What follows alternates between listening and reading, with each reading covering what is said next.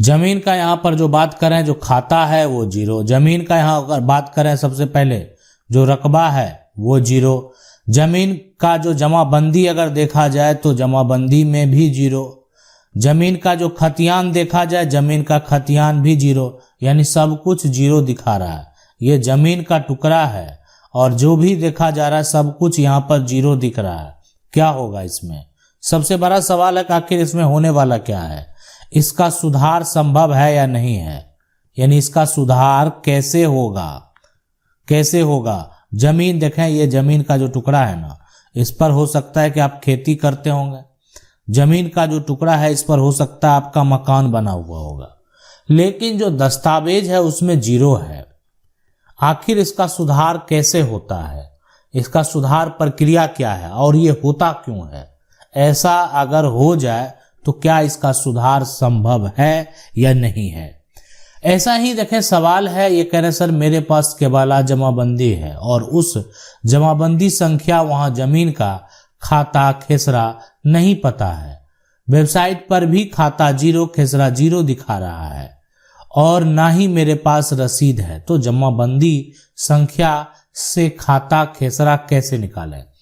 देखें जमाबंदी संख्या जो है, सबसे पहले यहाँ पर जो सवाल है आपका जमाबंदी संख्या, अगर वो आपको पता है, मान लेते हैं आपका 135 है, तो ये आप जाएंगे और जो आपका एक तरह से कह सकते हैं राजस्व कार्यालय है, यहाँ पर जो राजस्व यहाँ पर कार्यालय है यहाँ पर है ना ले, और वहाँ पर जाएंगे और उस ऑफिस में क्या करना है आपको, अपने जमाबंदी का एक नकल प्राप्त कर लेना है। ठीक है, नकल आप निकाल लिए। नकल निकालने के बाद उसमें देखेंगे कि उसमें कौन सा खेसरा जो है वो चढ़ा हुआ है।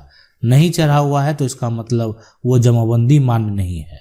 अगर आपके जमाबंदी पर खेसरा प्लॉट नंबर चढ़ा हुआ है, खेसरा चढ़ा हुआ है, एक चढ़ा हुआ है 1 यहाँ पर 0 और आप कह सकते हैं 52, तो ये अगर चढ़ा हुआ है तो इसमें देखेंगे कि आखिर 0 लिखा हुआ है।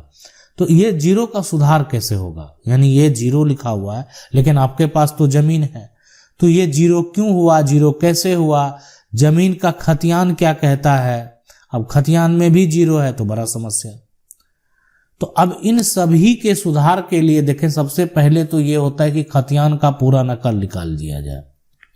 खतियान का जो है नकल प्राप्त कर लेने के बाद अगर जमाबंदी में 0 है, खतियान यहाँ पर सही है, ओके है, कोई दिक्कत नहीं है, तो अब क्या हो गया कि अब आपको क्या करना है कि नापी जमीन का जो है एक तरह से मेजरमेंट यानी नापी करा लेना है ना। सरकार का जो अमीन है, सरकारी अमीन है, उनके द्वारा नापी करके एक रिपोर्ट आपको तैयार कर लेना है ना। ये हो गया। अब ये उसके बाद आपको क्या करना है, दस्तावेज पर जो है सारा कुछ जो है एक तरह से अपना दस्तावेज बनाएंगे और उसमें हर चीज मेंशन होगा कि आपके पास कितना जो प्रॉपर्टी है वो दखल में है, आपके पास खतियान है, और फिर आप इसको जो है दाखिल खारिज के लिए अप्लाई करेंगे। अब ये दाखिल खारिज के लिए जो आप अप्लाई करेंगे सबसे पहले, तो ये वेरीफाई के लिए आपका खतियान का नकल चाहिए। वेरीफाई करने के लिए आप एक तरह से ग्राउंड रिपोर्ट पूरा मेजर करवाए हुए हैं, उसके लिए सरकारी अमीन वाला रिपोर्ट चाहिए। आपका यहाँ पर बंटवारा का कोई मतलब नहीं है, बंटवारा जिसका होगा तो वो फिर जो है एक तरह से पंचनामा बंटवारा के हिसाब से बनेगा, लेकिन जो भी बनेगा उसका दाखिल खारिज के लिए अप्लाई किया जाएगा। अप्लाई करने के बाद नया जो आपका एक तरह से आप कह सकते हैं जमाबंदी संख्या तैयार होगा, उसमें ये सुधार हो जाएगा। लेकिन अगर यही त्रुटि खतियान में है, मान लेते हैं किसी के खतियान में ऐसी त्रुटि है, तो क्या करेंगे ये भी हम आपको बताएंगे। उसके लिए क्या विकल्प है, कैसे जाकर सुधार करवा सकते हैं। अगर आपका ऐसा किसी भी प्रकार का कोई भी कानूनी समस्या है ना, तो आप कानून की 99 का जो वीडियो देख रहे हैं ना, उसके कमेंट में जाकर लिख सकते हैं। मेरा प्रयास रहेगा कि आपके कमेंट को इसी प्रकार से लाने का और आपको बताने का, ताकि आप सही रास्ते पर चल सके।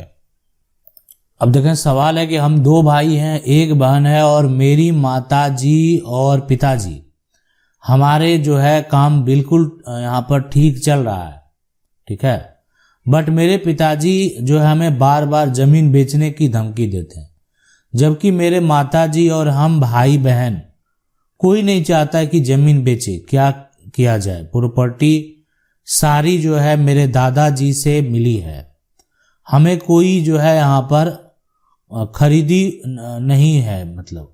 तो देखें, एक तरह से पिता जो है बेवजह अगर जमीन बेचे ना, तो उनको पहला काम देखें बेचने से नहीं रोक पाएंगे, इसलिए पिता के नाम जमीन जो है वर्तमान में क्या है, अब ये जमीन का टुकड़ा है, इस पर मान लेते हैं अगर राजेश का नाम दर्ज है ना, खतियान किसी के नाम से हो, लेकिन वर्तमान में जमाबंदी जो कायम है, जमीन का जो रसीद कट रहा है, जमीन का जो लगान जा रहा है वो राजेश कुमार के नाम से जा रहा है, तो इस जमीन को बेचेगा कौन? आसानी से राजेश कुमार बेचेगा। अब है कि अब इसमें जो है बेटा को आपत्ति है कि मेरा पिता क्यों जमीन बेच रहा है, तो बेटा को आपत्ति है, उनकी पत्नी को आपत्ति है, उनकी बेटी को आपत्ति है, तो वो क्या कर सकते हैं, इसके लिए अब फाइट करना होगा। अगर पिता जो है, हाँ ठीक है, पहले आपको प्रयास करना है उनको रोकने का, जैसे भी हो प्रयास करना है कि रोकें, वो जमीन नहीं बेचें, ठीक है। लेकिन फिर भी अगर ऐसा गलती वो करते हैं बेवजह, मतलब एक होता है वजह, होता है जमीन बेचने का वजह है, यानी आप कह सकते हैं कि वजह यह है कुछ ऐसा खर्च है जो पैतृक खर्च है, ऐसा कुछ भी नहीं है, ठीक है। तो फिर मामला को आप कोर्ट में ले जा सकते हैं।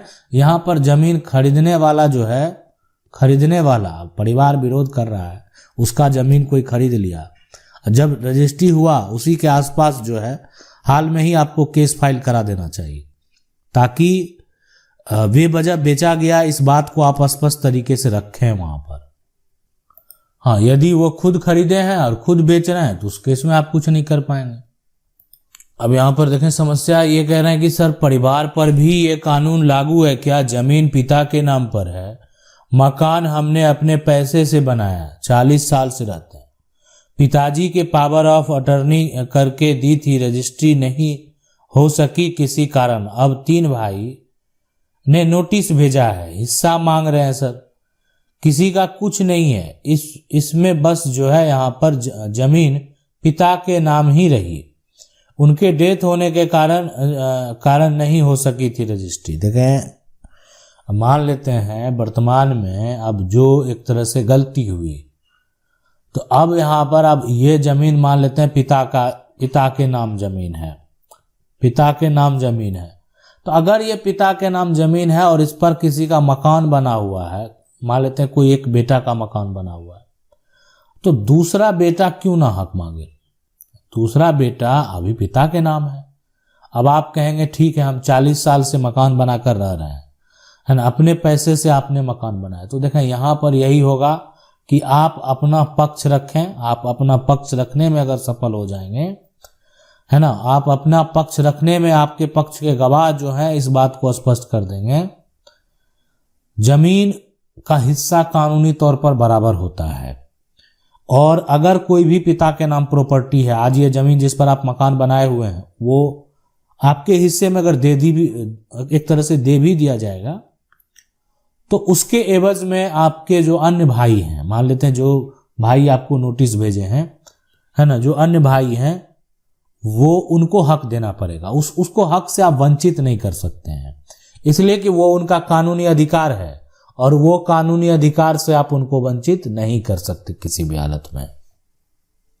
सवाल है सर, मेरा खतियानी जमीन है जिसका मूल जमाबंदी जो है कंप्यूटराइज जमाबंदी में जो है यहाँ पर 200 डिसमिल कर दिया है, जबकि मेरा कब्जे में अभी 350 डिसमिल जमीन है, और वो यहाँ पर जो है बिका हुआ भी नहीं है, जमाबंदी में सुधार कैसे होगा? देखें, अगर मान लेते हैं जमाबंदी में जो रकबा है ये एक तरह से 200 डिसमिल जमीन आ गया है और कब्जे में 350 है, 50 डिसमिल जमीन है, तो ये देखना है कि कागजात जो है सबसे पहले वो कितने का है, ठीक है। अगर कागजात 350 डिसमिल जमीन का है, जमीन 350 डिसमिल खतियान में होगा, जमीन 350 डिसमिल आपने खरीदा होगा, जो भी किया होगा, मान लेते हैं एक तरह से खरीदा होगा, तो वो 350 जरूर आएगा। अब है कि आएगा कैसे, ये सुधार कैसे होगा, ये बड़ा सवाल है।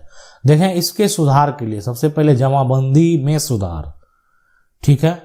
तो एक तो होता है कि म्यूटेशन के लिए आपने फिर से अप्लाई कर दिया, पूरी जो प्रॉपर्टी है आपका पहले का जो म्यूटेशन है और बाकी जो छूटा हुआ है, यानी उसके लिए आपके पास कोई प्रूफ है, उसके आधार पर सुधार का मौका देखें हर राज्य की बात करें, हर राज्य का जो पोर्टल है ना, वहाँ का जो भूमि का पोर्टल है ना, भूमि सुधार हो या अन्य एक तरह से जो लगान हो या एक तरह से भूमि हो, तो ये बात करें कि हर जगह जो है ना वहाँ पर एक तरह से सुधार का मौका दिया है।